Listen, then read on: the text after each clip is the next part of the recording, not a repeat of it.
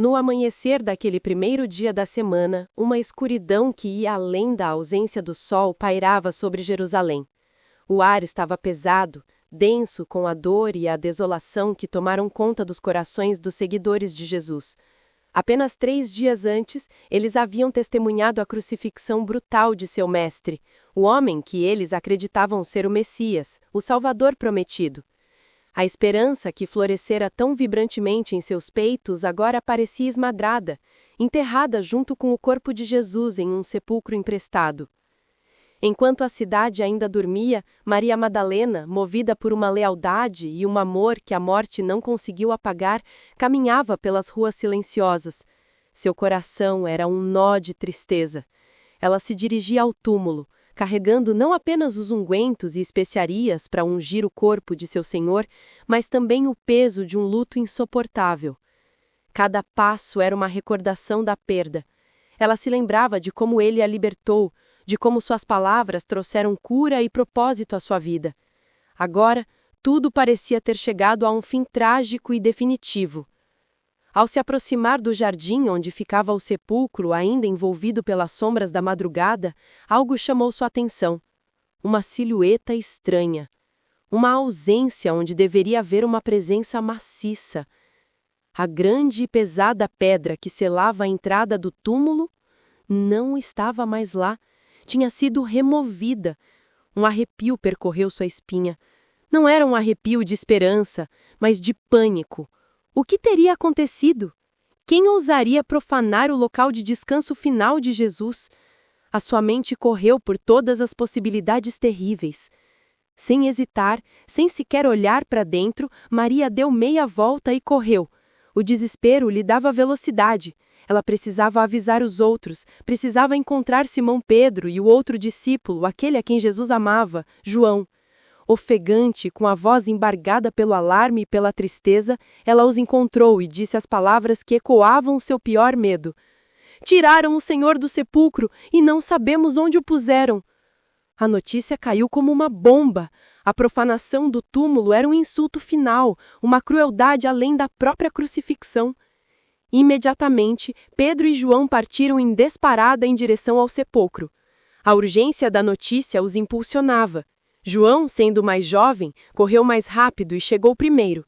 Ele se inclinou, espiando pela entrada baixa do túmulo. Lá dentro, ele viu os panos de linho, os tecidos que envolveram o corpo de Jesus, mas não viu o corpo. Hesitante, ele não entrou. Logo em seguida chegou Pedro, impetuoso como sempre. Sem pensar 2 vezes, ele entrou no túmulo. E o que viu o deixou perplexo. Os panos de linho estavam ali, de fato, mas não jogados de qualquer maneira, como ladrões de túmulos fariam na pressa. Estavam cuidadosamente dispostos. E o lenço que cobria a cabeça de Jesus não estava junto com os outros panos, mas enrolado e colocado à parte, em um lugar próprio. Era uma cena de ordem, não de caos, uma cena de propósito, não de profanação. Então João também entrou. Viu a mesma cena e, como diz a Escritura, ele viu e creu. Algo extraordinário, algo além da compreensão humana havia acontecido ali. Mas o que exatamente? Eles ainda não compreendiam plenamente a promessa de que ele deveria ressuscitar dos mortos. Confusos e maravilhados, os 2 discípulos voltaram para casa, mas Maria Madalena não foi com eles. Ela ficou para trás, do lado de fora do túmulo, incapaz de se afastar do último lugar onde vira seu Senhor. A confusão dos discípulos deu lugar, em seu coração, a uma dor avassaladora.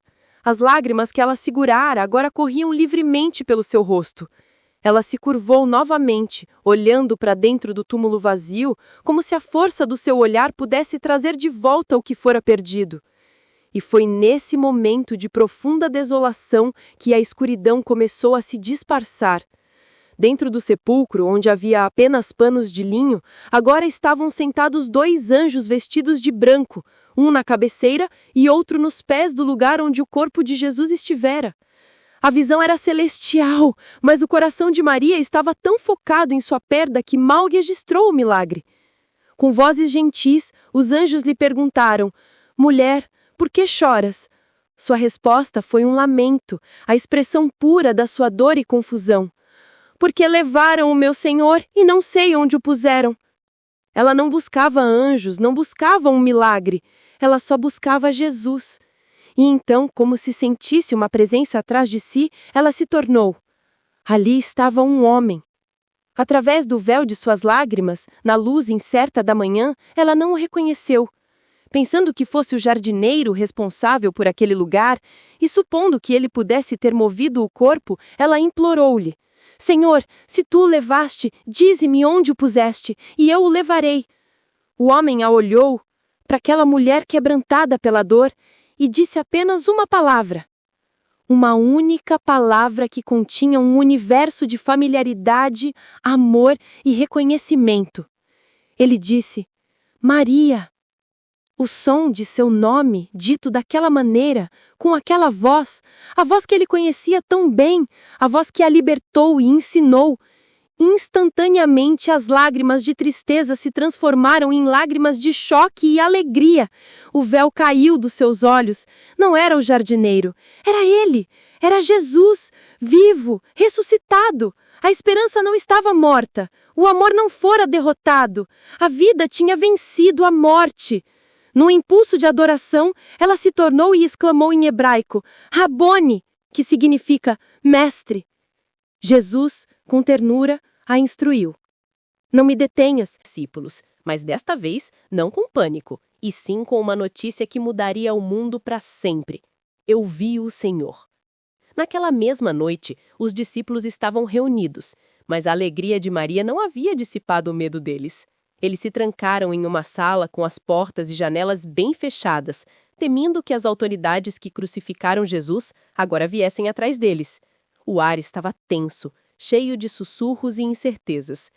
E de repente, sem porta que se abrisse, sem som de passos, Jesus se colocou no meio deles. Sua primeira palavra não foi de repreensão pela falta de fé, mas de conforto e restauração. Ele disse: "Paz seja convosco." A paz que o mundo não pode dar, a paz que transcende o medo e a circunstância. Para provar que não era um fantasma, ele lhes mostrou suas mãos e o seu lado, as marcas da crucifixão, que agora eram as marcas da vitória. A alegria explodiu no coração dos discípulos. O Senhor estava realmente vivo. E Jesus então soprou sobre eles, um gesto que ecoava a criação do homem, e disse: "Recebei o Espírito Santo."